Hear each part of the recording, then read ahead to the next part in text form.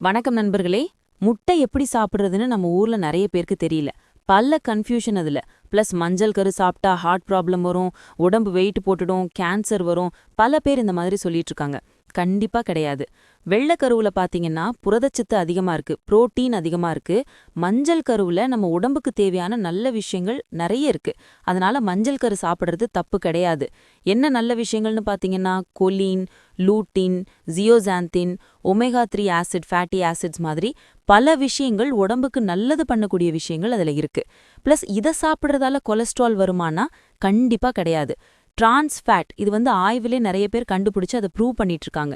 Trans ஃபேட்னு சொல்லுவோம் இல்லையா, processed foods, அந்த மாதிரி விஷயங்கள் இருக்கிற சேச்சுரேட்டட் ஃபேட்ஸ், அதனால தான் உடம்புல கொலஸ்ட்ரால் வருமே தவிர உணவு மூலமா நம்ம கொலஸ்ட்ரால் மாதிரி மஞ்சள் கருவில் இருக்கிற விஷயங்களால கொலஸ்ட்ரால் வரும்னா கண்டிப்பா கிடையாது. எப்போ கொலஸ்ட்ரால் வரும்னா கெட்ட பழக்கங்கள், கண்ணாமண்ணான்னு எல்லாத்தையும் சாப்பிட்றது, அன்ஹெல்தி லைஃப் ஸ்டைல், எக்ஸசைஸ் பண்ணாம இருக்கிறது, சிகரெட் பிடிக்கிறது, மது பழக்கம், இதனால தான் வருமே தவிர முட்டை மஞ்சள் கருனால கிடையாது. ஓகே நண்பர்களே, இந்த கன்ஃபியூஷன் உங்களுக்கு இன்னைக்கு கிளியர் ஆயிருக்கும்னு நான் நம்புறேன். நன்றி.